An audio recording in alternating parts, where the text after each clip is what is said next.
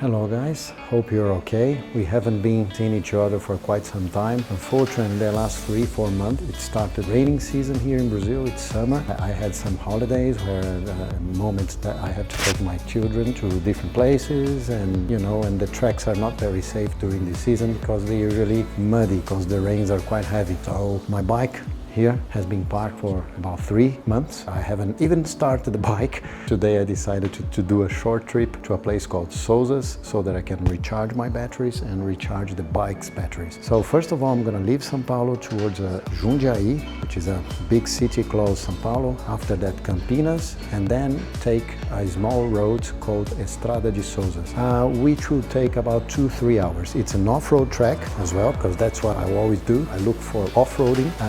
I hope I find some interesting places on the way. Apparently there is a hydroelectric power plant with a river, very nice place. I'm gonna take my lunch there and I hope you enjoy. Come with me.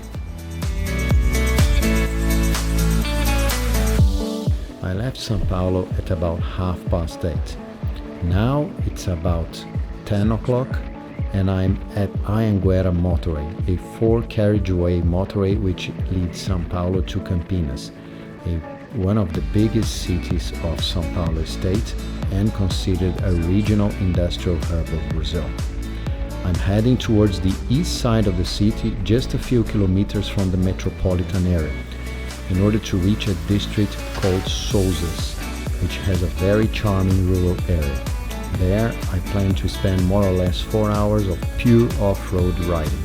Hopefully I find some nice and interesting places to take some pictures and to show some of the nature around.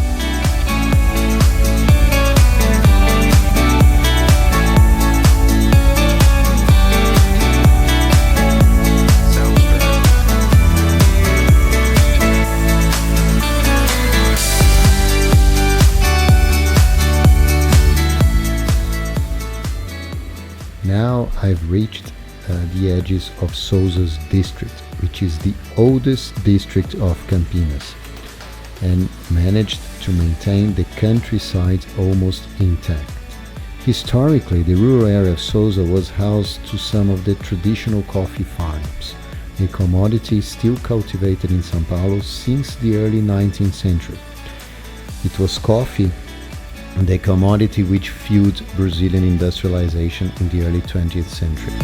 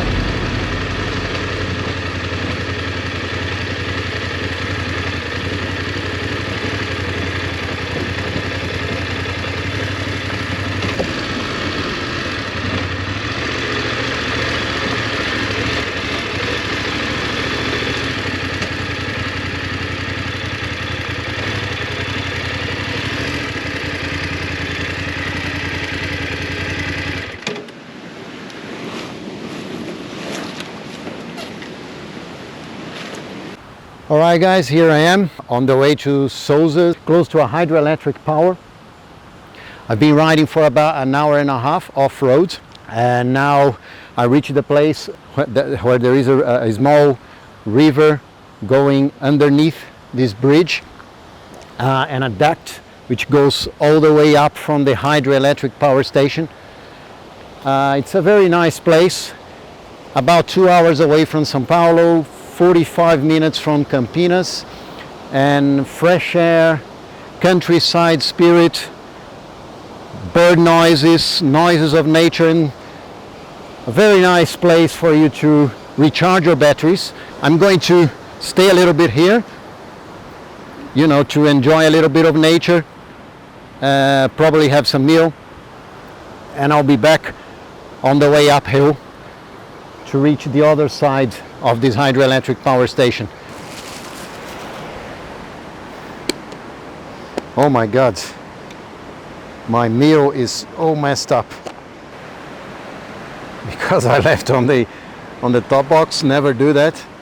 But you know, the problem is that on your bike you don't have many places to leave your things. You know, you have to leave camera on the tank bag, and you cannot carry anything on your backpack, otherwise it's going to get wet if you get rain. So the only safe place, it's in your Topbox. But then you have these externalities, you know, these consequences. I always say that if you live in a big city and you are a little bit stressed up with all the urban environment, buildings, cars, noises, the best thing to do is get your bike one day during the week and try to find a rural area that's going to recharge your batteries completely. It doesn't need to be 2-3 days. In one day you can recharge your batteries, even if you only decide to ride. You know, you don't need to stop, you don't need to just ride. Just get some off-road track and ride. It's a very good therapy. A little bit of fruit, watermelon, papaya and pineapple, just to hydrate your body a little bit and gives you more energy throughout the afternoon. Let me show you around. I'm sorry about the video, it's not very much stabilized, but I'm gonna try to do my best here. So here you've got a tributary which goes from probably Campinas to Morungaba. The hydroelectric power station up there. It probably generates energy locally, you know, just for local houses. It doesn't seem to be a very powerful station. I'm gonna walk around, show you a little bit of the place where I decided to park a little while. I've been here for about 40 minutes. I have already had my lunch, and here's the BMW F850.